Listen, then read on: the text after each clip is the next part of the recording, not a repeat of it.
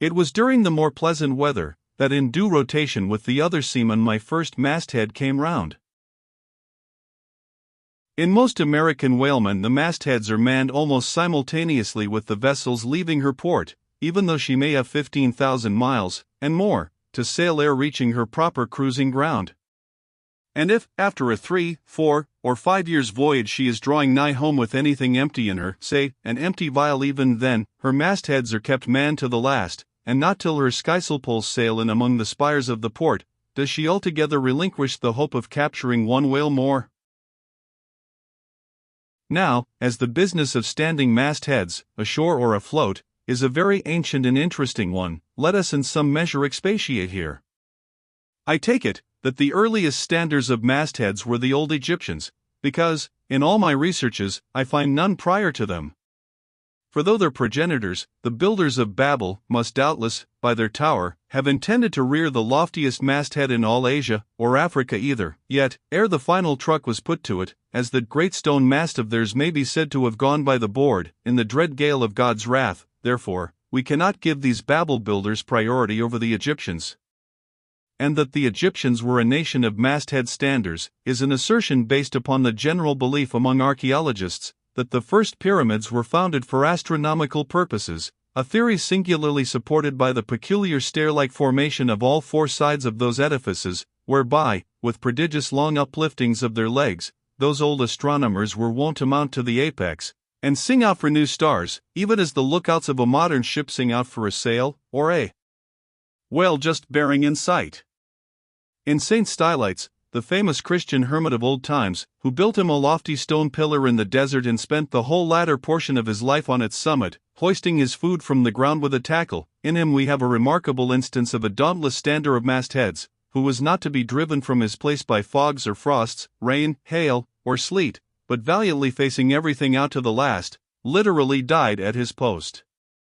Of modern standers of mastheads we have but a lifeless set, mere stone, iron, and bronze men, who, though well capable of facing out a stiff gale, are still entirely incompetent to the business of singing out upon discovering any strange sight. There is Napoleon, who, upon the top of the column of Vendôme, stands with arms folded, some 150 feet in the air, careless, now, who rules the decks below, whether Louis Philippe, Louis Blanc, or Louis the Devil. Great Washington, too, stands high aloft on his towering mainmast in Baltimore, and like one of Hercules' pillars, his column marks that point of human grandeur beyond which few mortals will go. Admiral Nelson, also, on a capstan of gun-metal, stands his masthead in Trafalgar Square, and ever when most obscured by that London smoke, token is yet given that a hidden hero is there, for where there is smoke, must be fire. But neither great Washington, nor Napoleon, nor Nelson, will answer a single hail from below, however madly invoked to befriend by their counsels the distracted decks upon which they gaze, however it may be surmised, that their spirits penetrate through the thick haze of the future, and descry what shoals and what rocks must be shunned. It may seem unwarrantable to couple in any respect the masthead standards of the land with those of the sea, but that in truth it is not so, is plainly evinced by an item for which Obed Macy, the sole historian of Nantucket, stands accountable.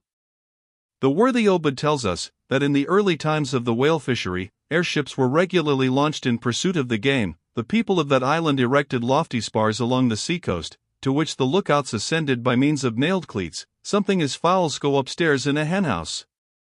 A few years ago this same plan was adopted by the bay whalemen of New Zealand, who, upon descrying the game, gave notice to the ready-manned boats nigh the beach. But this custom has now become obsolete. Turn we then to the one proper masthead, that of a whaleship at sea. The three mastheads are kept manned from sunrise to sunset, the seamen taking their regular turns, as at the helm, and relieving each other every 2 hours. In the serene weather of the tropics it is exceedingly pleasant the masthead, nay, to a dreamy meditative man it is delightful. There you stand, 100 feet above the silent decks, striding along the deep, as if the masts were gigantic stilts, while beneath you and between your legs, as it were, swim the hugest monsters of the sea, even as ships once sailed between the boots of the famous Colossus at Old Rhodes. There you stand, lost in the infinite series of the sea, with nothing ruffled but the waves. The tranced ship indolently rolls, the drowsy trade winds blow, everything resolves you into languor. For the most part, in this tropic whaling life, a sublime uneventfulness invests you. You hear no news, read no gazettes, extras with startling accounts of commonplaces never delude you into unnecessary excitements, you hear of no domestic afflictions, bankrupt securities, fall of stocks, are never troubled with the thought of what you shall have for dinner, for all your meals for 3 years and more are snugly stowed in casks, and your bill of fare is immutable. In one of those southern whalemen, on a long 3 or 4 years' voyage, as often happens, the sum of the various hours you spend at the masthead would amount to several entire months. And it is much to be deplored that the place to which you devote so considerable a portion of the whole term of your natural life should be so sadly destitute of anything approaching to a cozy inhabitedness, or adapted to breed a comfortable localness of feeling, such as pertains to a bed, a hammock, a hearse, a sentry box, a pulpit, a coach, or any other of those small and snug contrivances in which men temporarily isolate themselves.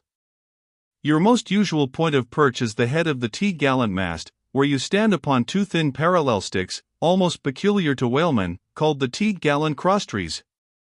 Here, tossed about by the sea, the beginner feels about as cozy as he would standing on a bull's horns. To be sure, in cold weather you may carry your house aloft with you, in the shape of a watchcoat, but properly speaking the thickest watchcoat is no more of a house than the unclad body, for as the soul is glued inside of its fleshly tabernacle, and cannot freely move about in it, nor even move out of it, without running great risk of perishing, like an ignorant pilgrim crossing the snowy Alps in winter, so a watchcoat is not so much of a house as it is a mere envelope, or additional skin, encasing you. You cannot put a shelf or chest of drawers in your body, and no more can you make a convenient closet of your watchcoat. Concerning all this, it is much to be deplored that the mastheads of a southern whale ship are unprovided with those enviable little tents or pulpits, called crow's nests, in which the lookouts of a Greenland whaler are protected from the inclement weather of the frozen seas. In the fireside narrative of Captain Sleet, entitled A Voyage Among the Icebergs, in quest of the Greenland whale, and incidentally for the rediscovery of the lost Icelandic colonies of Old Greenland, in this admirable volume, all standers of mastheads are furnished with a charmingly circumstantial account of the then recently invented crow's nest of the Glacier, which was the name of Captain Sleet's good craft. He called it the Sleet's crow's nest, in honor of himself, he being the original inventor and patentee, and free from all ridiculous false delicacy, and holding that if we call our own children after our own names, we fathers being the original inventors and patentees, so likewise should we denominate after ourselves any other apparatus we may beget. In shape, the Sleet's crow's nest is something like a large tierce or pipe. It is open above, however, or it is furnished with a movable side screen to keep to windward of your head in a hard gale. Being fixed on the summit of the mast, you ascend into it through a little trap hatch in the bottom. On the after side, or side next the stern of the ship, is a comfortable seat, with a locker underneath for umbrellas, comforters, and coats. In front is a leather rack, in which to keep your speaking trumpet, pipe, telescope, and other nautical conveniences.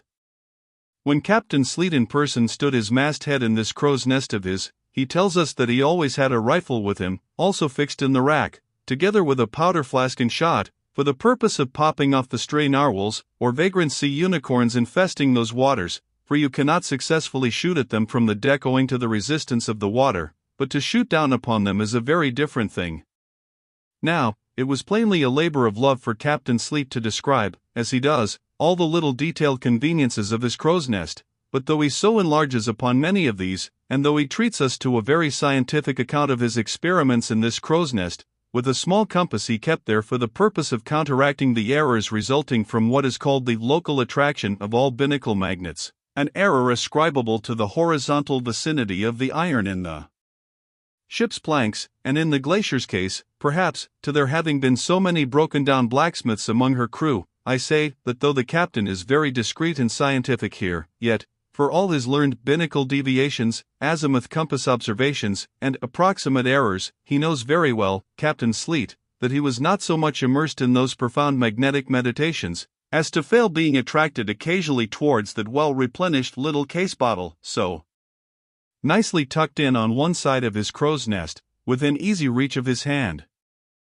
Though, upon the whole, I greatly admire and even love the brave, the honest, and learned captain, yet I take it very ill of him that he should so utterly ignore that case bottle, seeing what a faithful friend and comforter it must have been, while with mittened fingers and hooded head he was studying the mathematics aloft there in that bird's nest within 3 or 4 perches of the pole.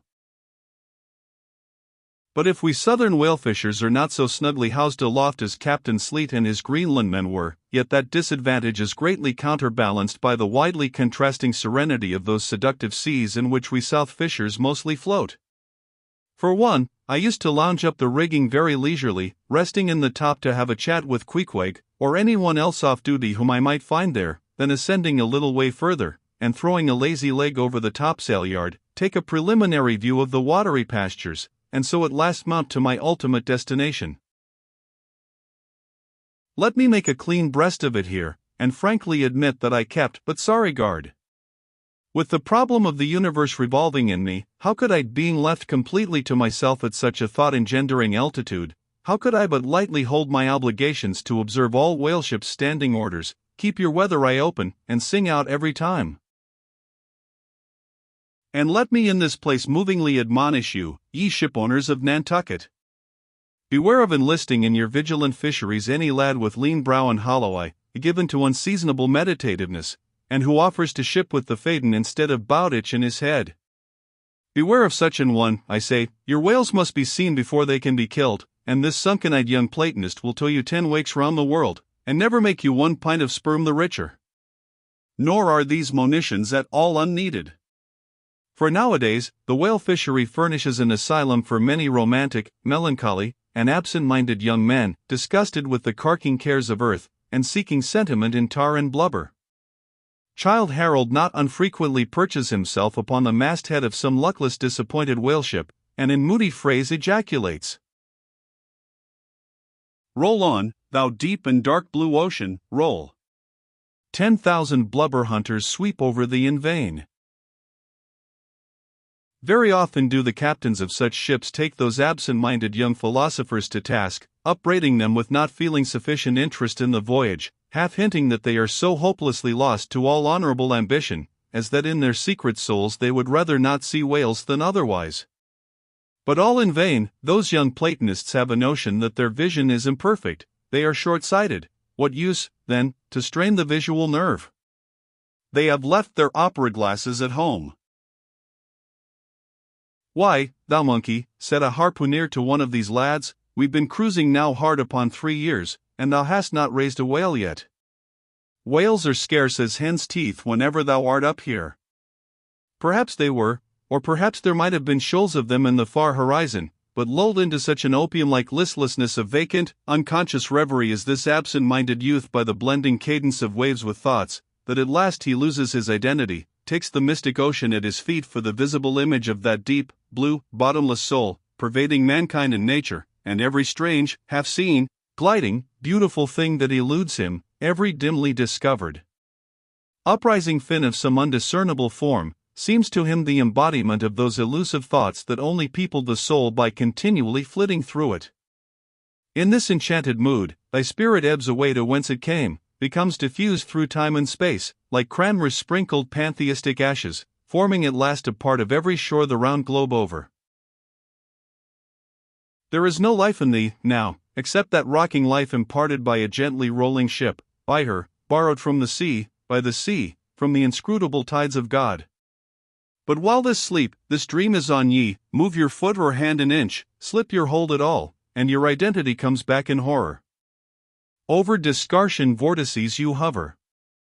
And perhaps, at midday, in the fairest weather, with one half-throttled shriek you drop through that transparent air into the summer sea, no more to rise forever. Heed it well, ye pantheists.